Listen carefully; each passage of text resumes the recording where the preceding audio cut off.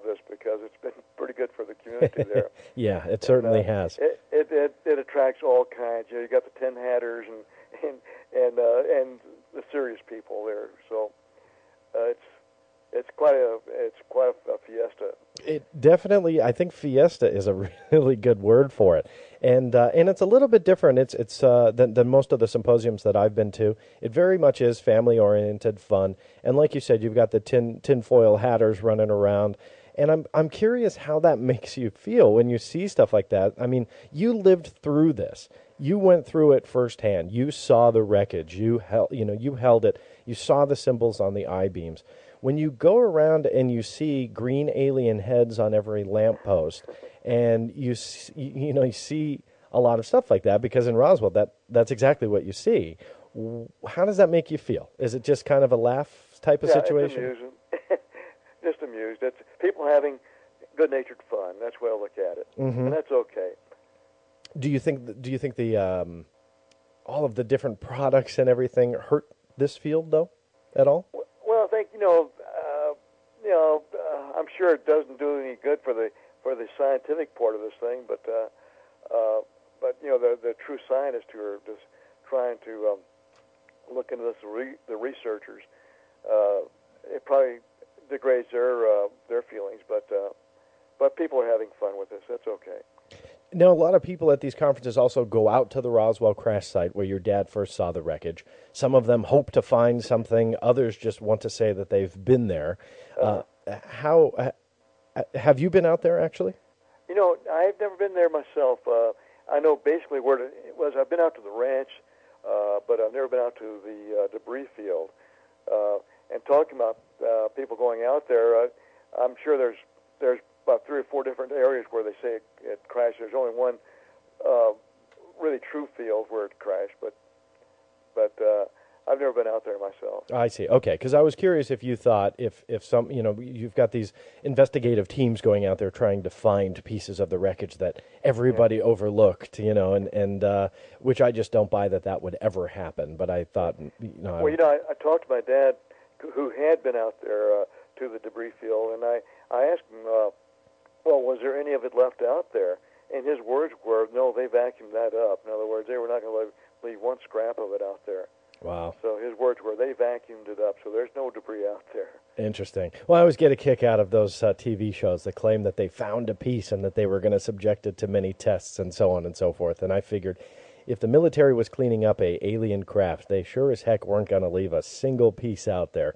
The book is The Roswell Legacy, author Jesse Marcel Jr. and Linda Marcel, and a foreword by our good friend Stanton T. Friedman. Definitely check it out, Amazon.com, or if you're listening via the Black Vault Radio Network site at blackvaultradio.com, I've got a link right there. Go ahead and click on the title of the book and make sure you pick up a copy. A couple more minutes left with Dr. Marcel Jr., so do not go anywhere. We'll return right after this.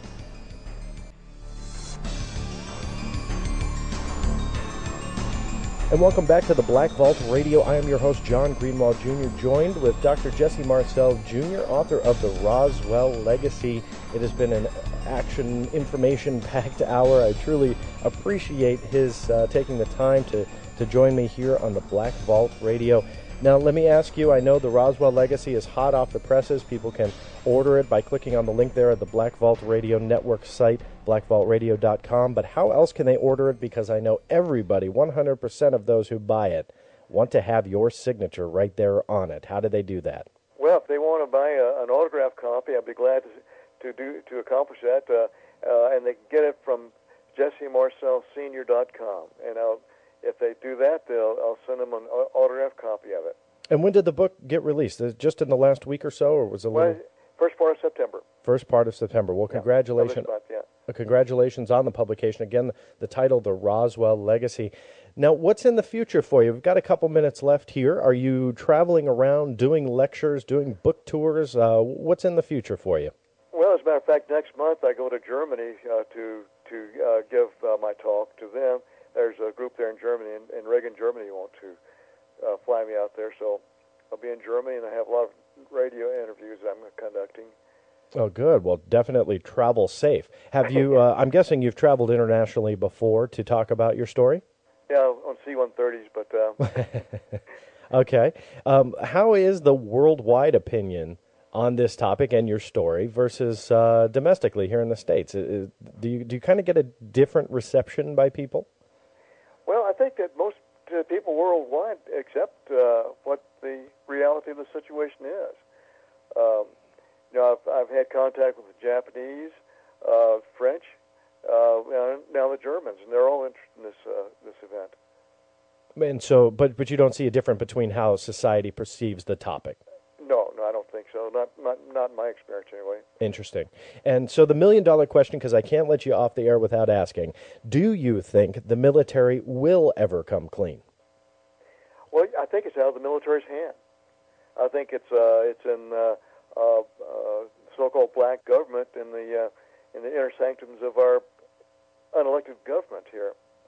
So I really don't think the military has that much to do with it. I think the military reports and maybe gets information for another black government here. So it's a conspiracy type thing, but I think that's happening. Safe to say, though, then you don't think that that this information will come out wherever it would come out from? No, I don't. I kind of doubt that. Certainly not from the military. Would you want it to? I would like it to, sure. Is that a goal of yours with the publishing of your book? Do you? Well, I'd hope that they release this before. Well, I'm still around to appreciate that, but even if they don't, I already know what the real story was. So.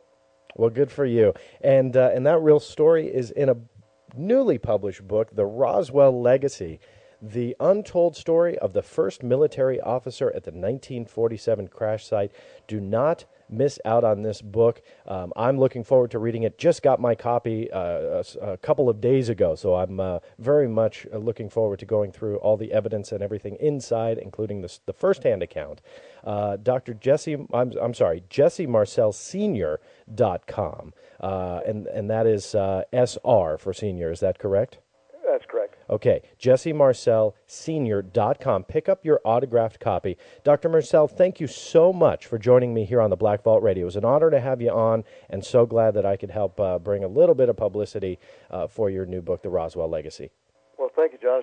It's my pleasure. Absolutely. Thank you, and thank you all for listening here and making Black Vault Radio your podcast of choice. Stay tuned. There's much more coming up on BVRN, so don't go anywhere. Thank you to Dr. Marcel for making this show happen, and thank you all for listening. We'll see you next time right here on the Black Vault Radio.